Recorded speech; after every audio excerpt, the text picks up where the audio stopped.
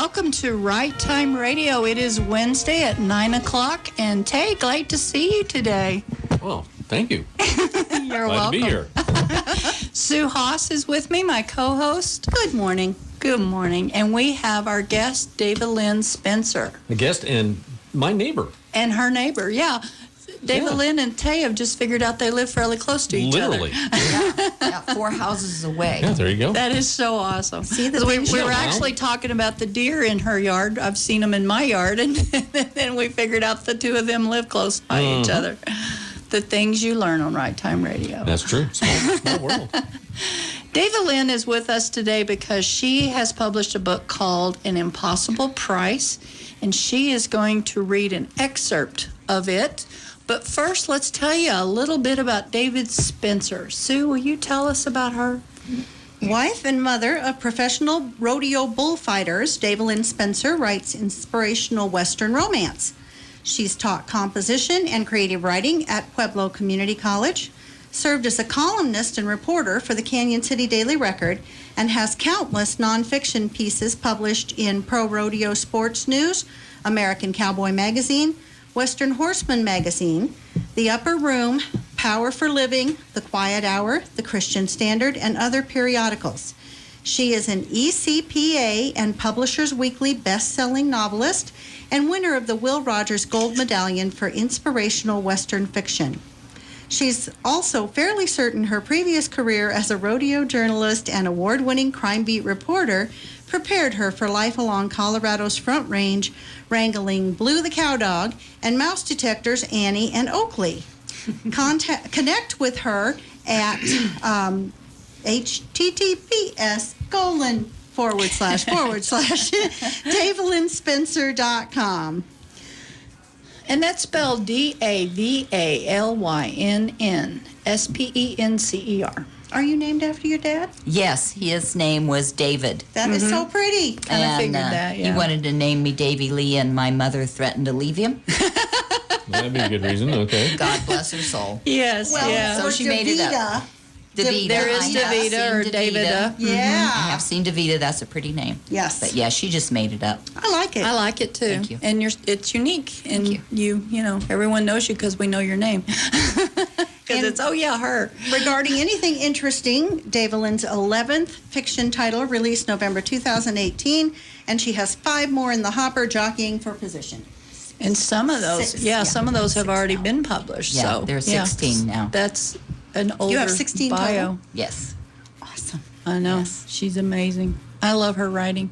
She's the kind of writer that I highlight prose and go, man, that's good. I want to use that stuff. in one of my stories.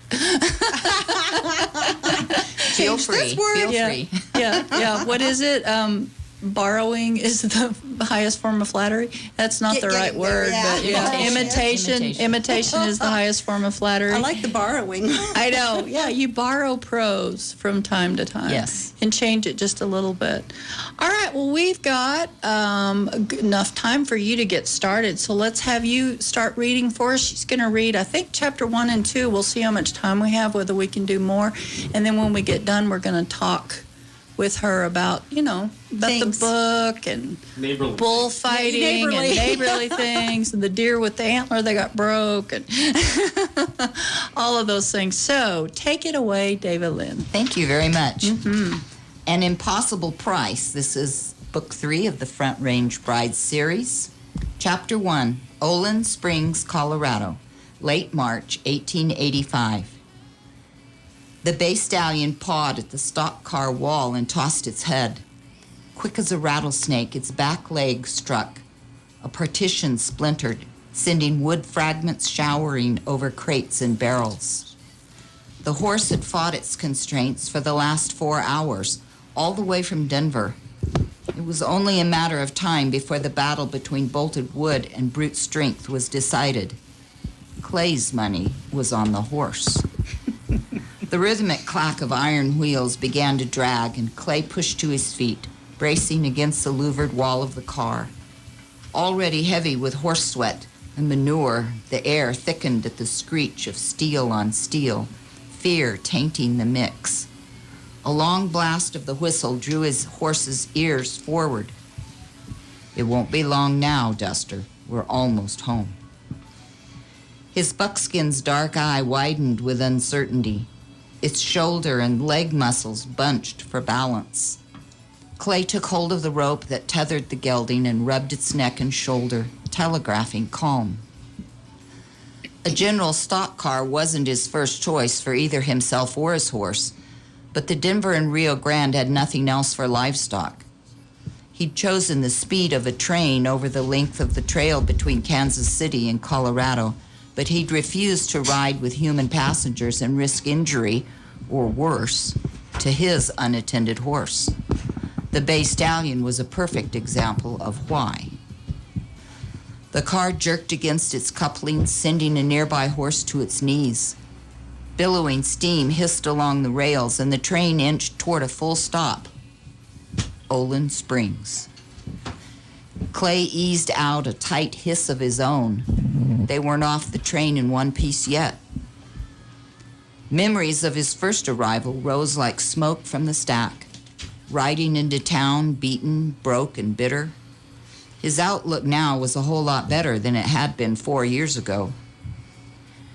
Expectation rippled through him, as well as the mixed bunch of horseflesh tethered to rings on the walls. Clay had secured a forward corner farthest from the stallion and somewhat protected with the outer wall on one side and a flimsy partition on the other. Anticipating the slide of the car door, he untied Duster and turned him to face daylight. Behind them, the stallion reared against its rope. Any minute now. Freight crewmen slid the door wide, and Clay led his horse down the stock ramp into sunshine and fresh air. They'd been too long cooped up. As they hit solid earth, a panicked whinny sent a chill up Clay's neck. He looked for someone to hold his horse and took a chance on an older boy in tall boots. Hold him steady, and I'll make it worth your while, and get back out of the way. The boy took Duster's rope with a silent nod and seasoned hand. In the same instant, a brutal crash from inside the car froze everyone on the station platform, as well as those waiting for livestock. Clay tugged his hat down and rushed to the open cargo door, finding exactly what he'd feared. The stallion had broken loose, but had punched through the stock car slats with a back leg and was wildly trying to break free, sawing deeper into its leg with every lunge. Frenzied, it bit and struck at whatever it could. There'd soon be a bloodbath. Arms wide, Clay whirled on the men who had crowded the ramp, hoping to see the show. Get back! Those close to him gave way, looking as uncertain about him as they did the commotion inside the car. He swung up through the open door and flattened himself against the wall. The lathered stallion blew and struck, head high, eyes wide and wild. Fear and pain were a volatile mix, Clay well knew. Who in their right mind would send a hot-blooded horse like this on a train without a handler? A crewman came up the ramp and quickly led 2 horses out. Clay untied a half-dozen more, looped their leads around their necks, and slapped them toward the door. After pulling his hat off, he dragged his sleeve across his forehead, then screwed the hat down hard. He had to come at the horse from the side, not unseen, but not straight on either. Setting his voice at a low, easy tone, he stepped away from the wall and eased toward the stallion. If he survived, he might be the worse for wear. If he didn't, at least he'd die doing what he loved. Oh, man, that's good itself. Poor horse. Poor horse. I know I'm over here going, oh, bless its heart. Well, listen, we're going to take a break. Sorry to pull you away from the story. It is so good. I can't wait to hear more. How about you, Sue? Oh, me, yeah, I'm already deep into this. All right, Tay, we're going to go to commercials, and when we come back, we're going to hear more of An Impossible Price by David Lynn Spencer.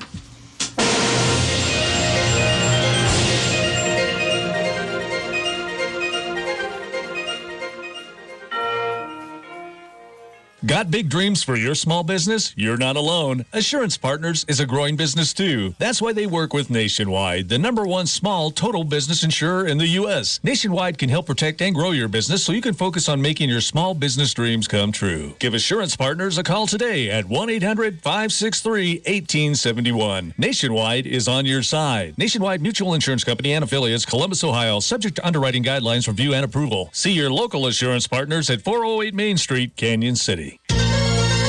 Rural Gorge Radio, along with these local businesses, want to give you free money.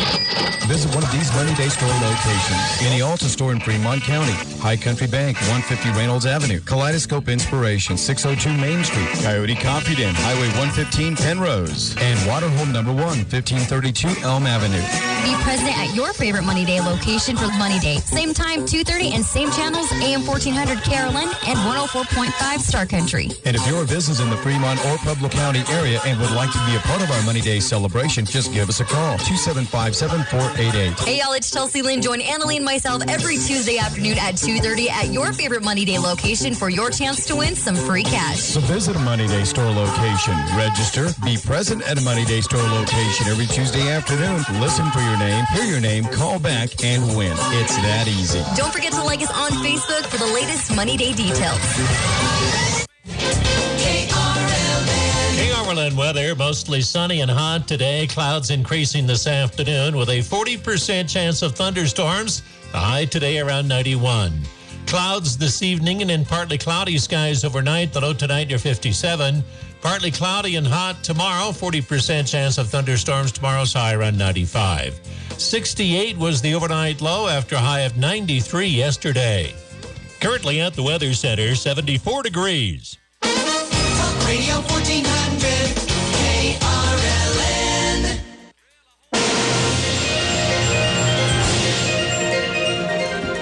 We are back with Right Time Radio and The Impossible Price, written by David Lynn Spencer and being narrated by the author herself. David Lynn, take it away. Sophie Price stood at the window inside Eisner's tailor shop, her curiosity growing with the increasing number of people rushing toward the depot. What could it be? Abigail Eisner, mere weeks from the birth of her first child, laid a protective hand on her swollen abdomen and joined Sophie at the window. Please, go see and come back and tell me. I cannot go, not like this. She was clearly as eager to know as Sophie, her lively eyes sparkling with anticipation. All right, but I'll return quickly. We have more to discuss. She set her satchel on the floor at the end of the store counter. I won't be long. Hurrying out the door, Sophie almost felt guilty running after others who had dropped whatever they were doing to ogle an incident at the depot. A holdup? A shooting? Spring fever, perhaps, drawing everyone outdoors, but she didn't slow her steps until she rounded the Western Union office where a crowd gathered near a stock car, its side door open at the loading ramp. She pressed through onlookers and passengers who still lingered, all mesmerized by the rocking rail car. Her flesh crawled at the chilling screams of a horse, but a sudden silence disturbed her even more, eerie after such an uproar. Oh, I hope he's not dead. A fashionably dressed woman clung to her male companion's arm. Both appeared to be travelers who had either just arrived or were ready to depart. Did you see him go in there alone? I doubt he survived from the sound of that demon he's facing. The man pulled his arm free and encircled the anxious woman. It's a horse, Martha, not a demon. Sophie's curiosity pushed her past social propriety. Someone went in the car? A cowboy, the woman said. Her voice struck through with awe. At least he looked like a cowboy. That's his horse over there. She pointed to a saddled buckskin held by the livery's tack and stable boy. The horse stood with ears and eyes alert, watching the car. At its whicker, Sophie's attention returned to the loading ramp, where a man appeared in the doorway. He eased a lathered, wild-eyed horse to the edge of the ramp, one of the finest horses she'd ever seen, and clearly terrified. The man's sweaty shirt clung to his back and broad shoulders, but he murmured to the horse in low tones, stroking its neck while leading it down the ramp. Almost sure she could feel his calming presence herself, she worked her way closer for a better look. Something about his manner sent a thrill rippling through her. His unquestionable ability to influence the horse, as if it drew peace from his gentle command. A hush settled over the onlookers, and those closest to the ramp eased back. The rest of the crowd ebbed with them, and then the sea parted for this unlikely Moses as people opened a path for him and the lathered horse. Turning, he skimmed the crowd on each side, as if looking for something or someone, and his eyes locked on Sophie, startlingly blue. Her breath caught, one hand fisted into her skirt. He didn't smile or nod or touch the brim of his hat, but recognition fired as sharply as if he'd spoken her name. Passing by, he jerked his head for the livery boy to follow, and that's when she saw the ugly gash on the stallion's back leg. Blood pumped with every step and trailed to the hoof, calling for sutures. A twinge at the corner of her mouth drew her fingers, but she tucked her hand under her arm. That beautiful animal would die a horrible death if the wound were left untended and became infected. Following the two and their horses, she brushed past the crowd as it closed behind them. The handler spoke to the stallion in soothing tones, his voice steady and deep. Familiar. She knew a few who worked such miracles with wild or frightened horses. Deacon Jewett at the Parker Ranch was one.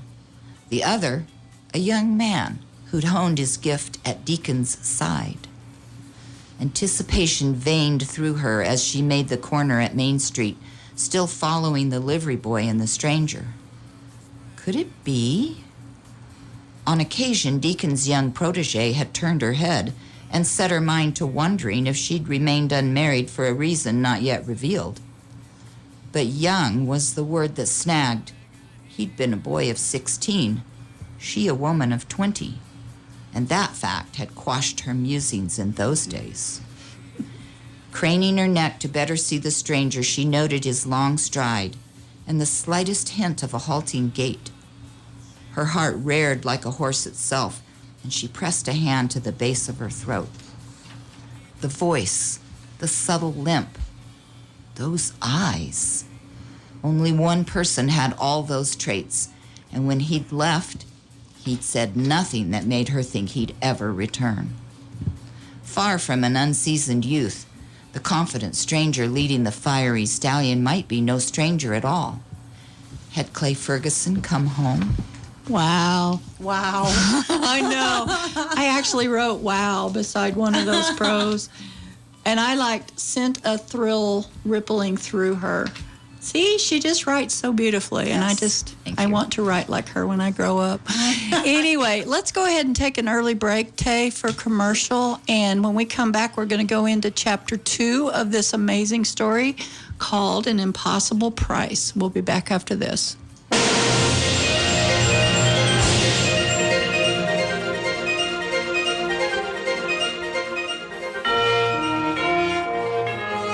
Thinking of selling your home but just not sure you can during a pandemic? Hi, I'm Kurt, owner of Kurt Zerby Real Estate Group in Canyon City, and yes, you can absolutely sell your home now.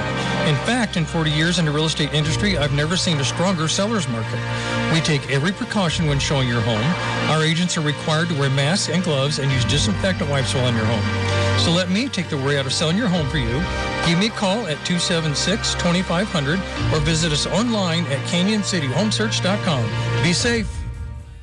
Are you a stay-at-home house spouse and now due to divorce or death, you need to get a job? Come to the Workforce Center and ask about the WIOA Displaced Homemaker Program. WIOA can assist eligible individuals needing to get to work with skills training or work-based learning opportunities that greatly enhance an individual's ability to gain good employment. Visit www.uawioa.com. That's uawioa.com for more information, or come in person to the Workforce Center and ask about WIOA today.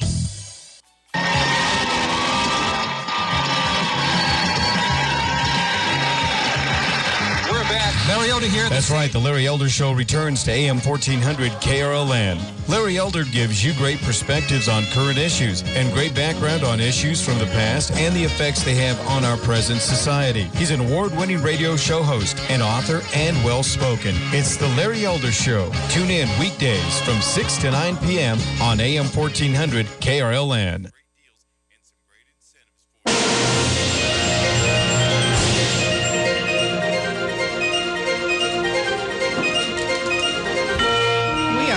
With Right Time Radio, and we are going to listen to more of the Impossible or An Impossible Price, written by David Lynn Spencer. And when she gets to the end of what we're going to show to you today, or have you listened to today, then we're going to talk to her about this story and other things that are going on in David Lynn's life. So stay tuned. We'll be here till about 10 o'clock, I reckon. So take it away, David Lynn. Chapter 2. Torn between desire and duty, Sophie paused at the Eisner's window where Abigail still watched and held up a finger. "One more minute," she mouthed. Abigail nodded excitedly as she motioned Sophie on. Thank God the woman wasn't in labor. Of course, Sophie would not have asked under those conditions, which was the reason she was in town in the first place. At the very moment that man, whoever he was, led an injured, frightened, yet powerful animal off a train and through a crowd of people without anyone being harmed. She shuddered at what could have happened and quickened her pace, holding her skirt as she stepped from the boardwalk to the street. Few stragglers had followed from the depot, so she had an unobstructed view from the livery's wide entry where she stood eavesdropping. Not exactly eavesdropping, merely listening. Oh, shoot, all right, eavesdropping. She faded to the left, pressing against the door frame and into the building, feigning invisibility in the shadows. Never be a target, Deacon had once told her on one of his many visits to the farm on some trumped-up mission so he could see Mama. But Sophie simply had to know more about this horse handler, confirm her hunch, for he certainly dwarfed the person she thought he might be. She hadn't seen Clay Ferguson since Betsy and Garrett Wilson's wedding reception 3 years ago, the reception before the wedding. Only Maggie Snowfield, with her exquisite home and refinement, could have pulled off something completely unheard of without raising a single matronly eyebrow in town. Eric came from his forge, hammer in hand, leather apron circling his substantial girth. Doubt narrowed his eyes as he took in the new arrivals. "Eric," the handler spoke calmly as if he knew the smithy, and the deep timbre of his voice rippled over Sophie's skin like warm water. She moved a step closer. "I need a stout beam and a large box stall for this fella. He requires sutures, and I doubt he'll stand for it without assistance." At the mention of sutures, Sophie's hunch burrowed deeper. All Clay ever talked about was becoming a horse doctor, a veterinarian. Eric set his beefy hands at his hips and scowled. "And you might be..." Without taking his hand from the stallion's neck, the handler tipped his head toward its hindquarters. "I might be in a hurry to save this horse's life." Blood still pulsed from the deep gash on its right back leg, and now pooled around the hoof. Time was not on their side. Eric took a closer look and gave one stout nod, then motioned for the stranger to follow. "I have what you need." The stable boy held the buckskin inside a stall near the front. As the stranger passed, he slowed. "Unsaddle him for me and bring me the saddlebags. You can give him a can of oats." 2 steps on, he glanced over his shoulder. "Obliged." The boy drew himself up as proud as if Napoleon himself had commissioned him to care for his war horse, Marengo. Sophie wanted nothing more than to follow the parade, but she had an obligation to an expectant mother, and this whole affair really wasn't any of her business.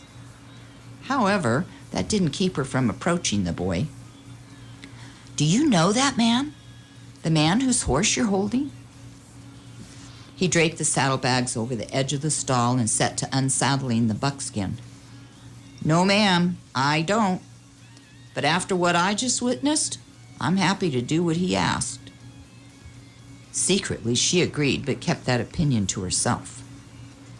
By the time Sophie returned to the store, Abigail had abandoned her vigil at the window and was busy with a feather duster on a wall-mounted shelf of men's hats, gloves, and other accessories. She turned at the click of the door. Was anyone hurt? I saw that beautiful horse. Sophie picked up her satchel from where she left it. That beautiful horse was a handful and, thankfully, was the only one injured. The man who was leading him is tending to his wound at the livery. Is he from town? He wasn't Dr. Weaver. I don't know for sure where he's from, but he seemed to be in charge. Very much so, and apparently very capable. Even Eric hadn't challenged him beyond an initial question. Sophie angled her right side forward, conscious of Abigail's curious glance when they'd first met. Is Mr. Eisner around to watch the store while we talk privately, perhaps at the back? Oh, yes, he's sewing. Come with me. The poor woman actually waddled ahead of Sophie, raising questions about when this baby might be making its entrance into the world. Sophie's instincts said sooner rather than the assumed later. Beyond a curtain at the back, a treadle sewing machine hummed off and on. Abigail drew the curtain aside. Hiram, this is Sophie Price, my midwife. She blushed as she spoke. Hiram looked up and then stood with a stilted bow, acknowledging Sophie's presence. It is my pleasure to meet you. His eyes flicked to her cheek. Miss Price? The unintended jab hit its mark. Yes, Miss Price, but you may call me Sophie since I will be here so often working closely with your wife. He glanced aside as if he could not consider such a breach of manners. Hiram, can you watch the front while we discuss, things? Of course. Another brief bow. Excuse me. And he left as if fleeing imminent attack. Abigail drew the chair away from the sewing machine for Sophie and took another for herself, then fell heavily onto it. We could go upstairs to our apartment, but I try to make the trip only once a day. It is becoming more and more difficult for me. Concerned, Sophie walked to the railing that disappeared around a wall and looked up at the narrow stairway to the second floor. No handrail beyond the first few steps. Completely unacceptable. About that, she said, seating herself at a safe distance from the fine woolen fabric held in place by the machine's needle. It looked to be the sleeve of a man's suit coat. How far along are you exactly? When did you have your last monthly time? Abigail blushed again, obviously with child, yet clearly uncomfortable discussing the details that led to her condition. No wonder she didn't want Doc Weaver's help. I believe you say August? Do you know the exact date? Abigail's dark brows pulled together as she considered an answer. The end? All right, that's good, said Sophie. That means that you are between 38 and 40 weeks along. She laid a reassuring hand atop Abigail's. Your baby will be here soon, very soon. Do you have family anywhere nearby? The woman blinked rapidly and shook her head, tears gathering in her lovely eyes. In Chicago. I see. Sophie gave her another pat. Everything will be fine, don't you worry. I will be with you every minute. In as assuring a tone as possible, Sophie conversationally plied Abigail with questions to determine her understanding and readiness. They discussed clothing and flannels, early signs of labor, and what to do should things come on quickly. But rather than overwhelm the young mother to be all at once, She promised to return for another visit and picked up her satchel. I will call again in a day or so. Until then, I want you to rest as much as possible. Perhaps you can go up early and lie down while Hiram closes the shop. You are wise to not attempt the stairs more than once each day, and no lifting anything other than a fork of food to your mouth. A cup of tea? Encouraged by the spark of humor displacing earlier tears, Sophie laughed as she drew aside the curtain. Oh, if you insist, chamomile tea preferably. At the front of the shop, Hiram took the measurements of a man who stood with his back to them, arms out like a scarecrow. Sophie stopped several feet away, unwilling to cloud happy expectations with unnecessary worry, but neither did she want her client falling down the stairs. She lowered her voice. Does Hiram have time to attach a railing to the wall along the staircase, all the way from the bottom of the stairs to your apartment?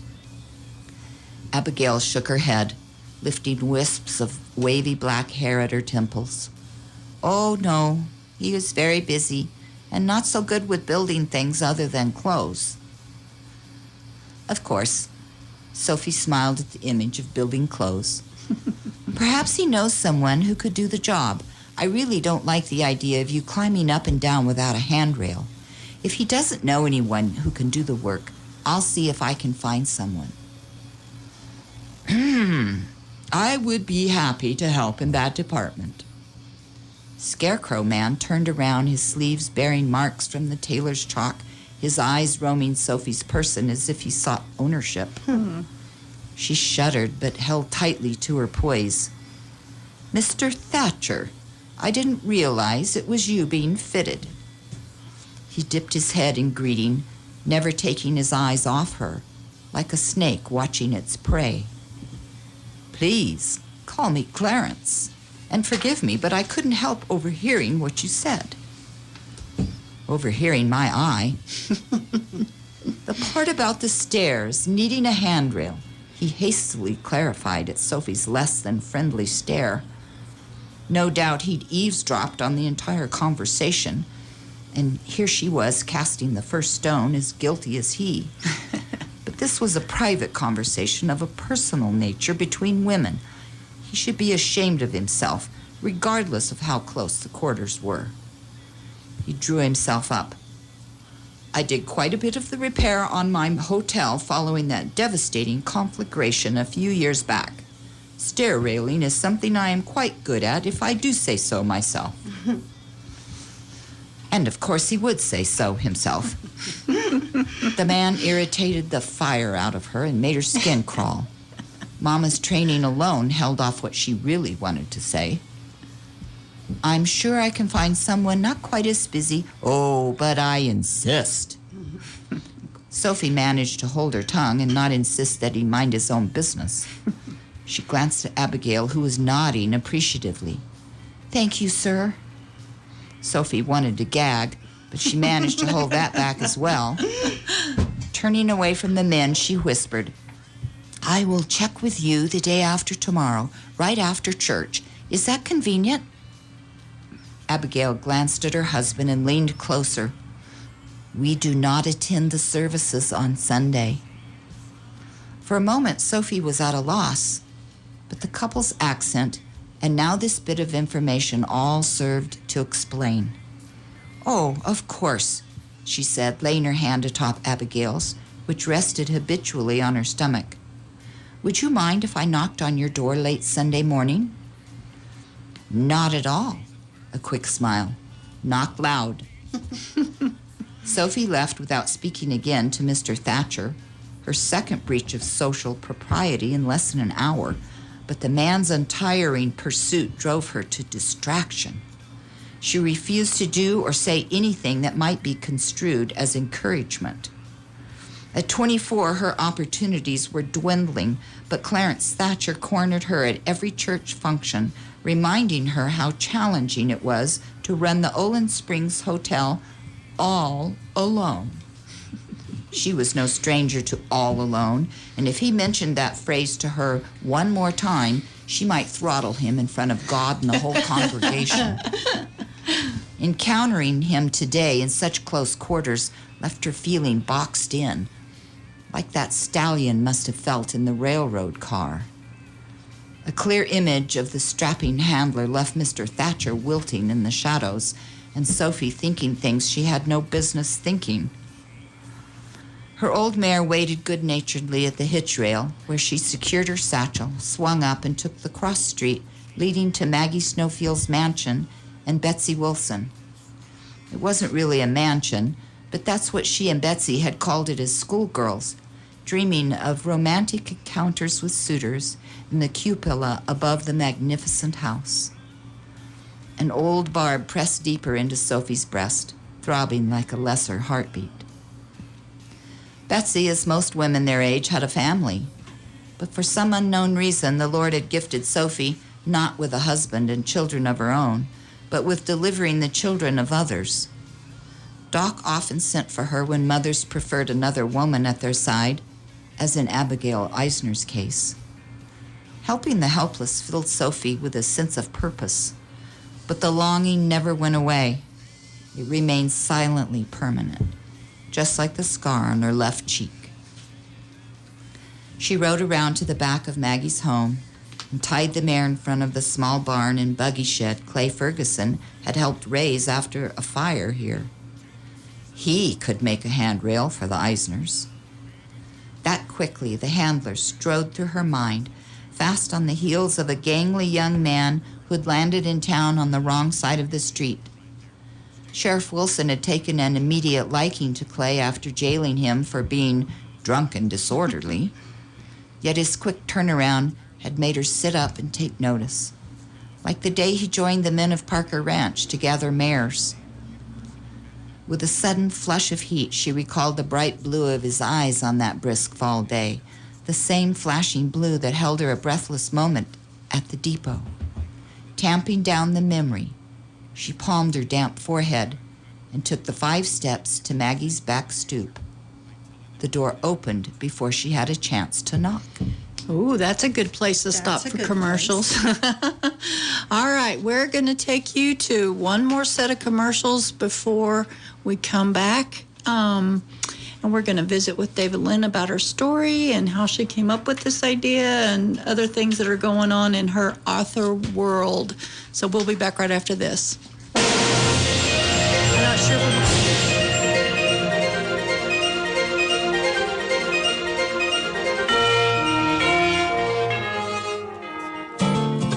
After a short hiatus, Mr. Ed's family restaurant is back open. Steve says there ain't no virus gonna shut him down.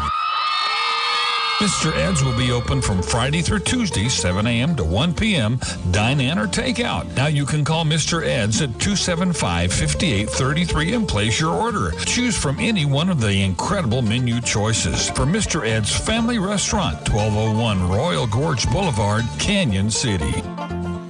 This story is called The Ugly Truth About Timeshare. If you think you've done your family a favor by buying a timeshare, you need my help. Hello, I'm Chuck McDowell, CEO and founder of Wesley Financial Group. 10 years ago, I started helping folks cancel their timeshare contracts, and in the process started what's now called the timeshare cancellation industry. Timeshare is the only thing that you can buy that you can't tell me how much it's going to cost or when it's going to end. When you buy a timeshare, you give them a blank check to fill out any amount they want for annual maintenance and assessment fees. Sound crazy? The crazy thing is, this never ends. Stop the insanity today. Call my office now. I guarantee if we can't cancel your timeshare contract, you'll pay nothing. Were you lied to when buying a timeshare and want out? Get the facts about timeshare cancellation. Call Wesley now for your free information kit. 800-967-7711. 800-967-7711. 800-967-7711. KRLN weather, mostly sunny and hot today with clouds thickening this afternoon and a 40% chance of thunderstorms, the high around 91. Becoming partly cloudy later tonight, the low near 57. Partly cloudy and hot tomorrow, get a 40% chance of showers. Tomorrow's high around 95. 93 yesterday's high with a low this morning of 68. 77 the current reading at the Weather Center. Talk Radio 1400 KRLN.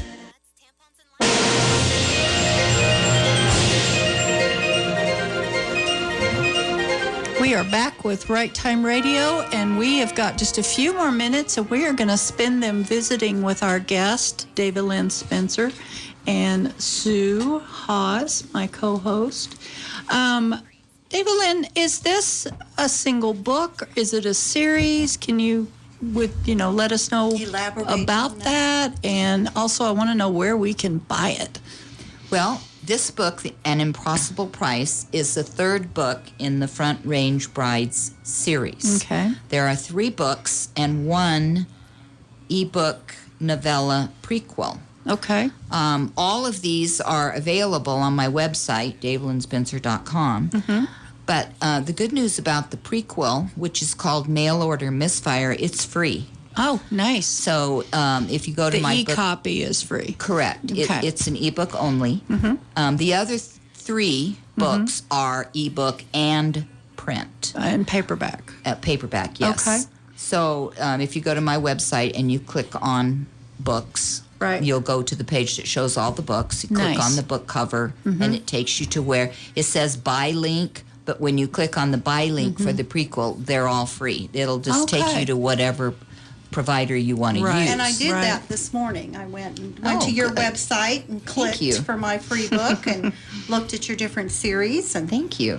You can also get the paperback books at Tailored West, downtown Canyon City, a corner of 5th and Main, and at Kaleidoscope, corner of 6th and Main. Good. Yeah. We have a great Main Street. We do have a great Main Street. We have a great downtown, yes, yes. And I'll bet there's some in the library, too. Yes, they're also at the library. Yeah. And you can get all my ebooks via the library as well. Yep. So I love our library. Yes. They're wonderful. They work with us local authors. They're great. They really are. Okay, well, tell us kind of the premise of this story. I mean, I know it's part of the series. I don't know how much... And I don't want to divulge the... Do we need to read the series in order to follow everything? No, you don't. They each stand alone, but they each mention, characters from the other books. Because they're all in the same town. They're all in the same... Yeah. Well, kind of. Kind of. Okay. Well, I was just going to say... You have to read the books. I was just going to say that when you have a series and it's all set in the same town, you're going to have people that are going to run into each other. Right, you know? right. And there are some relations. There are some brother or sister relations and best friends from childhood and that sort of thing. Right. The first book begins in Olin Springs. The prequel begins in Olin Springs, but then that couple moves on to a different... a different place. Neat. Well, it sounds like a great series. I can't wait to download it and start reading on it. Yes. Thank you. Thank you. I hope you enjoy it. Or go to the library, even though it's difficult to go to the library, right? Canyon City Library is open for limited hours. Yes. Fremont Library in Florence, check out your books online and pick them up out front. Like curbside service. Curbside service. Right. Well, at least you can get them. Right. So. And I'm not sure how the Penrose Library is operating. Oh, I forgot to check with Penrose. But they have a nice library out there. And they are Good to another know. group that's wonderful to help with people. Yes. Yes, They're they are. great. I love libraries. Anyway. And the reason I asked is because I picked up a book at Cheryl's, and I read it and was pretty confused as to what I was reading. And so I went online and checked, and I happened to have picked up book 10 of a series. Oh, well, no wonder you were confused. Yeah. I was really... So it's nice when a book makes reference but stands alone in the story. Right. Yeah. They can be read backwards or upside down or whatever. But Yes. Now, I there's was in a trouble visual. with that one. I don't know who they are or where they are, and then it ended at a place where you knew it had to go into the next book, but it didn't finish this story. Oh, Right. no. Right. Left you with a cliffhanger. That's something that readers really despise. Oh, I found that too. It was all, I just thought, 3 days from the wedding. Oh, no. The only Okay. time I leave a cliffhanger is if it's the very next book and it's coming out right behind that first one. And it wasn't a good cliffhanger. Yeah. It was like, this is a chapter here, and the next book is going to begin the next chapter. It wasn't like a nice... No. I like them to end. I like them to have a finale to them. I read a lot. Yes. Yeah. And so as a reader, right, I want the book between those covers yes. to end. Yes. Yes. And then we'll start another one. Story. But people do enjoy series. Well, I love knowing the people. Years ago, I read a lot of Jeanette Oak. Yes. And you get to know them and you care about them. Yeah. And they're like your can't friends. wait for that next book. Yeah, and you hate when the series ends because you miss those people.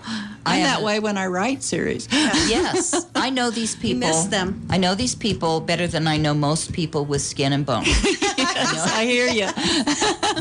I have another series, the Canyon City Chronicles, that's been real popular here, too. We've read that one here, too. I cannot hear the train without thinking of about Caleb them. Hutton and that whole family. And I made them up. Yeah. I mean, they're, I the understand. voice is in my head. Yes, but I hear that train going through Canyon City. I love that sound. That train was one of the reasons I moved here. I love that sound. I came into town trying to find a house, and I was living in the Springs, and I came down here just to get out of the Springs and out of looking for the houses. And I saw the Union Pacific trains on the track, and I actually am from Boone, Iowa, which is where one of the Union Pacific headquarters is. Oh, nice. And, at the time I lived there, Boone had trains going through every 7 minutes. Oh, wow. And so it was just honking. a noise that you never heard. Exactly. Anymore. You're used to it. You didn't hear it anymore. Yes. But I came down here and I stopped and I saw that UP train and I thought, that's a sign. You're home. I'm home. I don't need to live up there. I can come down here. And we love having you here, Thank Sue. you. This book is written in 1885. Do you always write historical? Do you write other time periods? I do have some contemporary books out, and I'm working on one as we speak. Contract with Barber Publishing, and they want my finished version November 1st. Oh, well, no pressure there. No pressure. It's a collection. It's a novella collection with 3 other authors. Oh, nice. And my story in the book is called Taste and See. My character is one of 4 business owners who have a wedding planning business. Okay. And my chef loses her sense of smell and taste. Oh, no.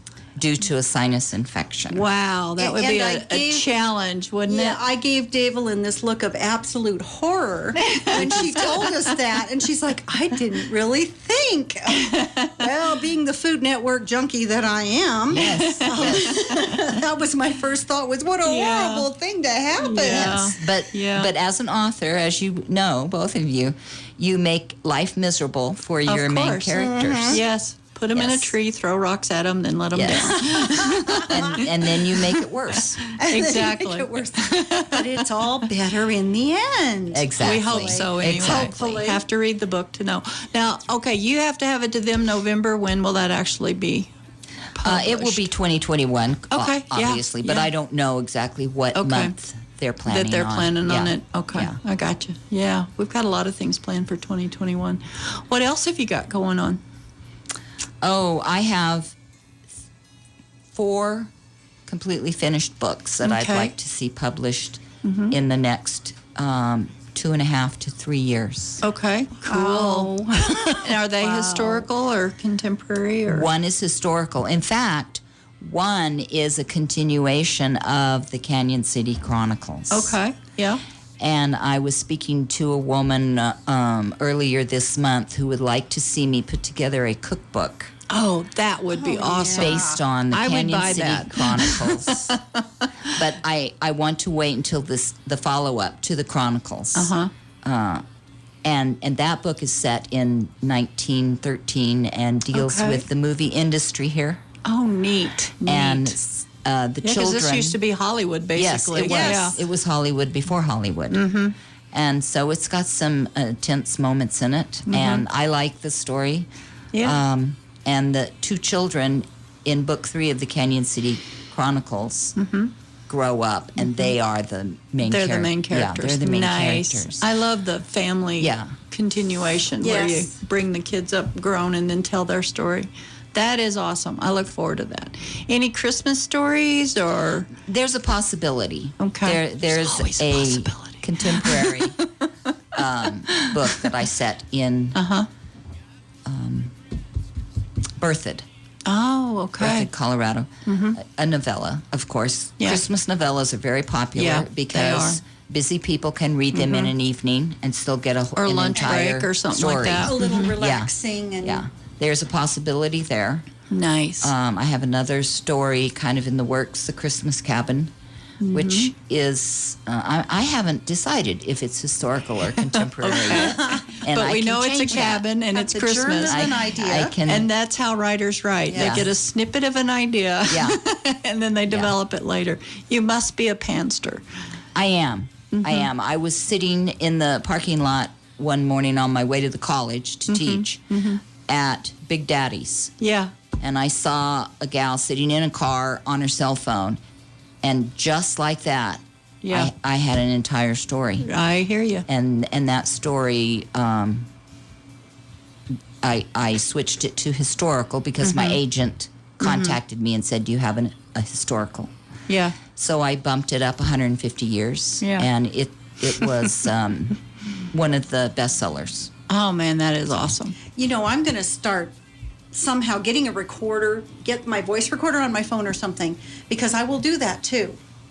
And then I'll run my errands, and then I'll do this, and I'll do that, and I'll go home and I'll say, And it's gone. "Oh, No, I had yeah, the best absolutely. idea," and I have no idea what it was. Yeah. You and I'll sit down someday, Sue, and I'll see if I can figure out how to get that on your phone because I think it's there. Okay, Yeah. thank you. 'Cause I needed it. There's for also a something else. place called Notebook. Yeah, that- if they've not, they have Notes. apps out there for that. So there's all kinds of apps for that. There are. I am not technical. I just got a brand new phone, and my son informed me that it was like 2 layers down from the phone that I previously had. He said, "Why would you buy that But I when still- you add this?" I still think Wow. you'd be able to record, you know, Yeah, a thought. most newer phones will have that capability. Yeah, just And I like know you said, an I know app. you have a note area that you could actually type it in, but that's hard to do while you're driving. So, I but want you to be could able dictate to pick it something. up, push a button, and go, "Lady Yeah. with cell phone in the car." Right, You know, exactly. and Yeah. have my story. Yes, that's exactly. I always have paper and pencil. Mm-hmm. And All over the house. and yes. not, I have it in my yes, purse. That in I every do, room, yes. Beside every the bed. Yeah. in the car, and it's not paper and pen because, as you mentioned, I was a reporter here for many years for the Daily Record newspaper, and I can't tell you how many times I've been to the Christmas parade when it's like 48 degrees below zero and my ink pen won't work. Won't work, exactly. think of that. Pencils always I work. always have a pencil. And I've always been a pencil person, so I don't even think. Yeah, I it's- like the mechanical ones, which is That's what I'm what I holding use. right now. Yes, I buy them in bulk. Me too. Yes. Yep. Yes.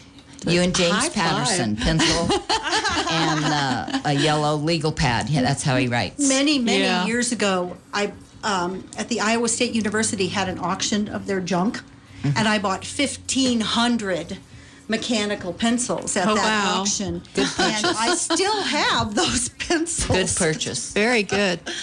Okay. We have had such a good time today. I Yes. love having you here. Thank you for having me. Yes, thank you for coming. Let me know when you got something else going on. We'd love to right. have you back because Thanks. It's always fun. I enjoy it. Thanks. If I'm at the It is a house, just stop blast. by. Yeah, yeah. Driving right by there anyway. Wave. It's like, She oh, realized, Yeah, yeah. as long as you wave, as long as you use all your fingers, we're okay. She realized So Tay's the guy she's been waving at when she walks. she is, because she takes the, you go up north on north. Yeah. Yeah, Oh, isn't that that's- awesome? That's too fun. Yeah. Small It is. That is funny. small I town. never made the connection. That's great. All right, I know. And Sue, Yeah. thank you so much for being my co-host. You know I I so love- appreciate I'll you learn. taking Tom Bruno's place for me. No one can take Tom Bruno's Well, then you're place, right about but- that. So, all right, that's all the time we've got for today. Thank you for tuning in to Right Time Radio. We'll see you Coast to next coast. Wednesday at Filthy 9 o'clock. Overnight, Saturday and Sunday, 11 p.m. to 4 a.m. AM 1400 KRLN, Canyon City.